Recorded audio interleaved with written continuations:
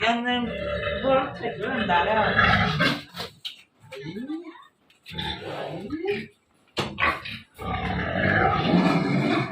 Ô, mấy dây chả kia mấy gì? Đấy kia.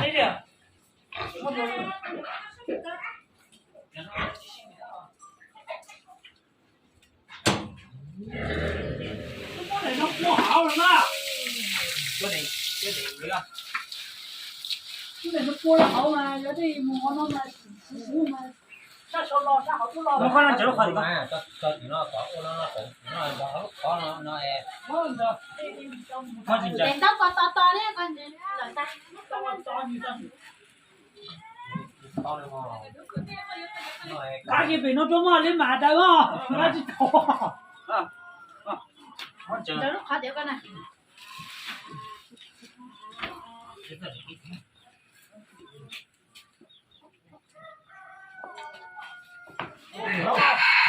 Tua. Hai bạn. Ôi nhà mà. Chị nhà này. Giờ ga lon mất chị nhà ha. Đó là chị tông ga nhá. Tao cài người ta đấy. Ô, tụi nó lồng đi ta đi luôn. Cái chị tròn á. Thôi thôi. Giờ tròn mà chơi tụi nó kia. Thôi, đi những cái nó cho nó thấy đi. Con này phải tạ dưới thật. Cái chơi đi hả? Giờ. Hả? Giờ. Chơi món thay cái sao? Hả? Nó đi à? Mất đĩa thì tôi cho. Một đêm ấy, tôi cho. Mất trẻ tôi cho.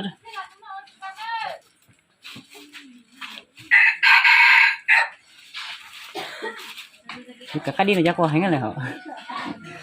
Cái kia không chúa à? Hả? Thắc qua đi qua nó tụ cũng chút chúa này than đủ ha. Cái lon nữa. Cái gì đấy mà? Mình đã thấy nè. Cái chuyện rồi. Làm vui rồi.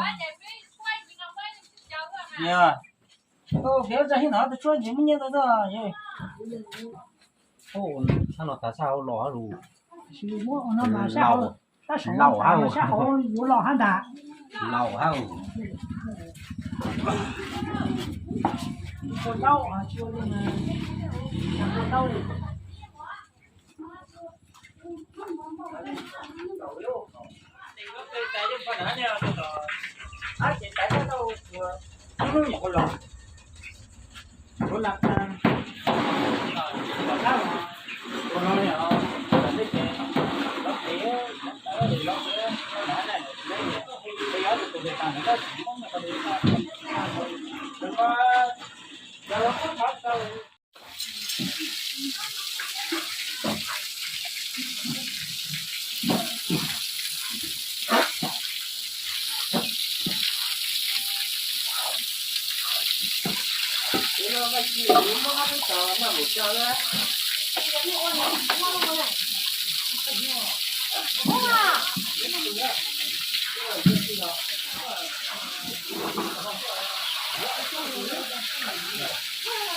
Cái gì đó?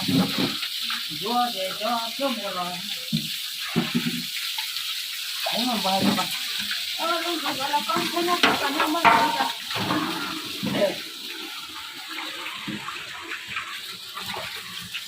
Là có hả? Khó ta ở trên cuối tụ này chỉ là bó thang của sân chơi tôi lên chơi hai giờ dâu thôi. Đó, tôi có cũng là phải không mà phải là nhà nhé. Có đi vào. Chính này cũng nên vào đó là. Cũng nên vào đó không là này. Được trước tiên. Nó chính nên vào chứ. Đâu?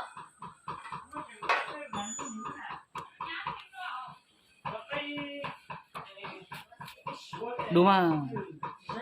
Đu nào cũng thích cả con đu đó.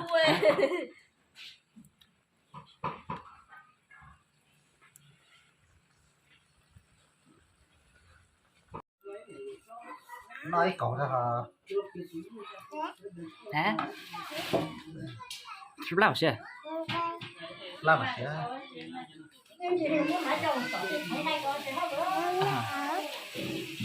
Nó liệt có thể biết mà mua chết tua này.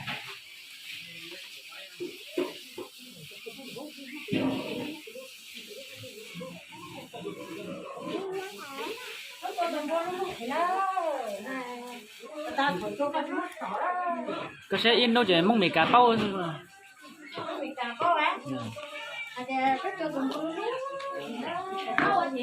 con chế loa chữ gì hết cái đâu chế loa chữ gì hết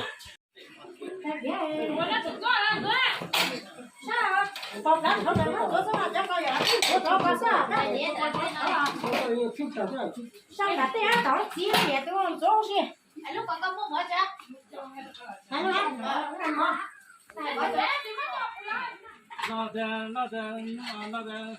đâu xuống con à cái thằng xuống là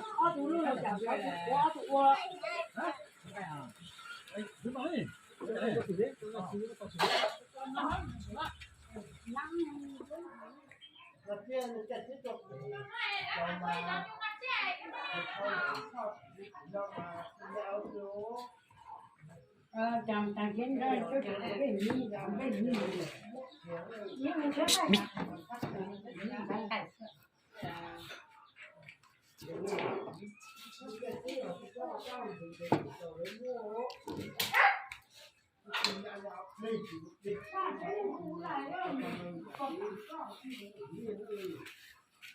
chính liền thì mà bên non chỉ có e chứ hả thì mà bên non chỉ có e chứ nó được toàn tin chỗ này tụi đây tao tính nó lấy hai đường muốn chỉ cười ta em muốn cái căn chế đi nên mới nên rất là bén nào nên mới thật bén tao nữa là giờ thanh niên mới cứ giết cứ tuổi đi tao đi chúa đã nói mà dạ mình đã nói mà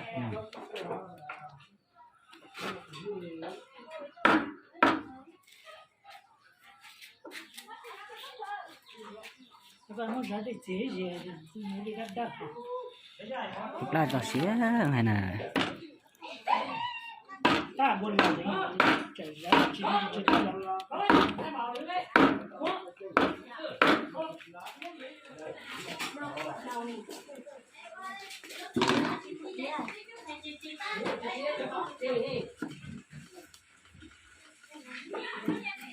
lại mò chưa đi chưa nó có phát nó tao cái này là cái canh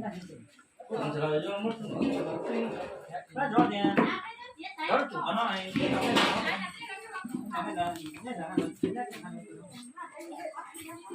đó nha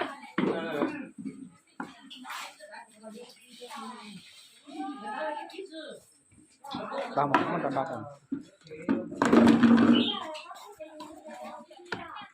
ôi phê tệ lắm nó phê luôn